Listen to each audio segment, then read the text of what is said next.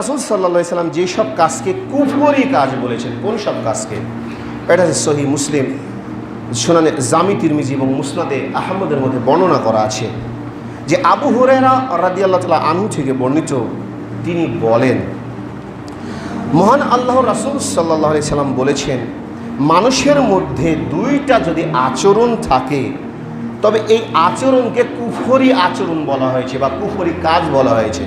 এক নাম্বার কি, যখন কোনো মানুষকে যে কোনো কারণে খোটা দেয়, খোটা দেওয়া তো বুঝেন, এটা যে কুফরি কাজের মধ্যে অন্তর্ভুক্ত। যে কোনো কারণে যদি আপনাকে খোটা দেয়, রাসূল সাল্লাল্লাহু আলাইহি সাল্লাম বলছেন এটা হচ্ছে একটা স্পষ্টভাবে কুফরি কাজ, যে কোনো বিষয় হোক।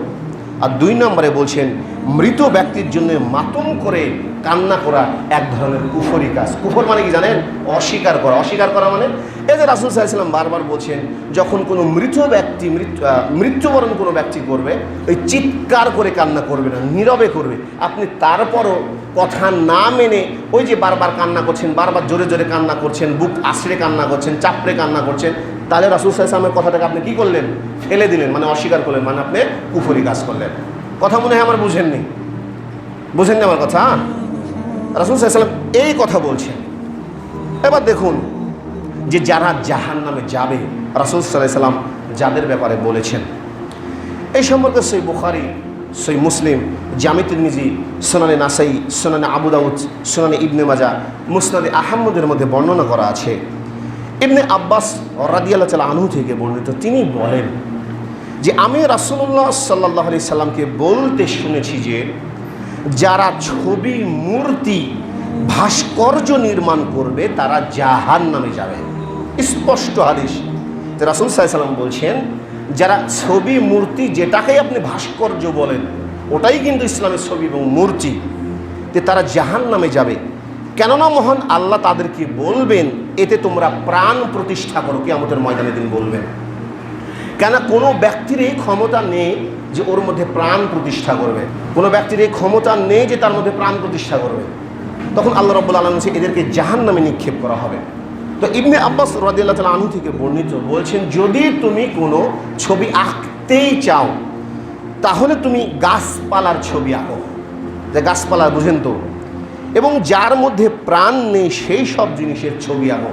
এই যে মনে করেন বিল্ডিং ছবি আঁকো, সমুদ্রের ছবি আঁকো, এগুলো ইসলামে জায়েজ।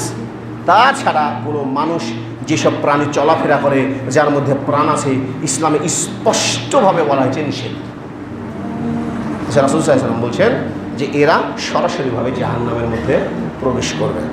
আমি আলোচনা করছিলাম ইসলামে বিধি এবং নিষেধের কিছু অংশ।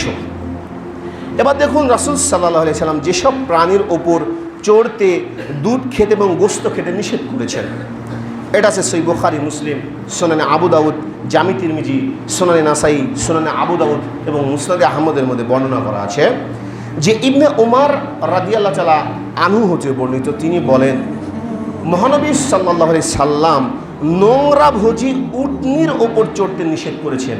মানে যেই উটনি নোংরা খায়, নোংরা তো বুঝেন, নোংরা জিনিস খায়, এর ওপর চড়তে নিষেধ করেছেন।